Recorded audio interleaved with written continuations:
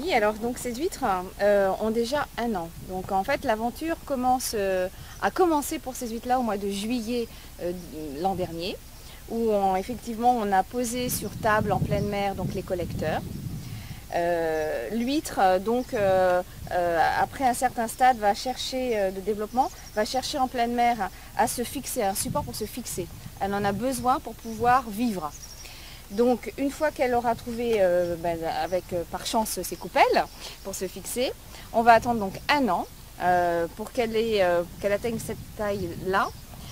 On va donc décoller les huîtres par vibration des coupelles pour ensuite les placer dans des poches. Des poches donc, que l'on peut voir un peu sur notre gauche, mais à un très faible maillage pour pas qu'elles puissent partir.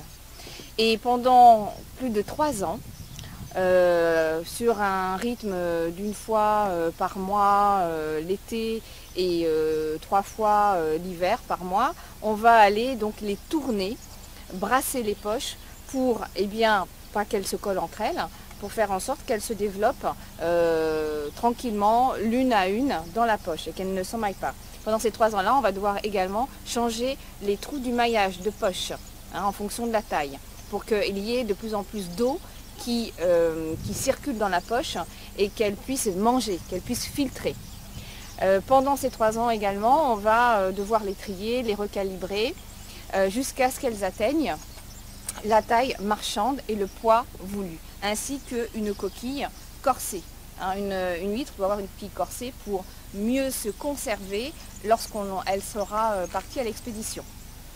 À l'issue de ce triage-là, lorsqu'on a des huîtres prêtes, on va les mettre donc dans l'éclair que nous avons vu tout à l'heure, à l'affinage, pendant donc 28 jours. À l'issue de ces 28 jours, on va donc les mettre en dégorgeoir pour qu'elles puissent filtrer, enlever toute la vase qu'elles peuvent encore avoir. Et on refait un triage pour s'assurer qu'effectivement on a bien des calibres.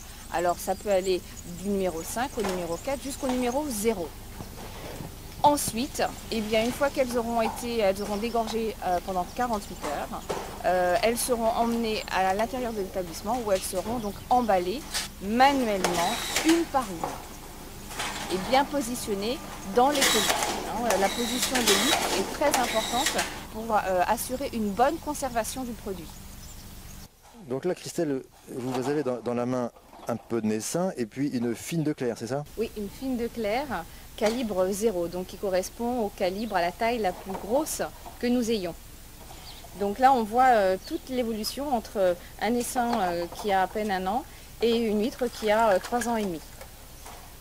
Oui, elle est vraiment très grosse. Je suppose qu'elle est très charnue. Alors ça reste un beau produit, mais qui est moins charnu qu'une spéciale. On reste sur un produit qui est une fine de Clerc.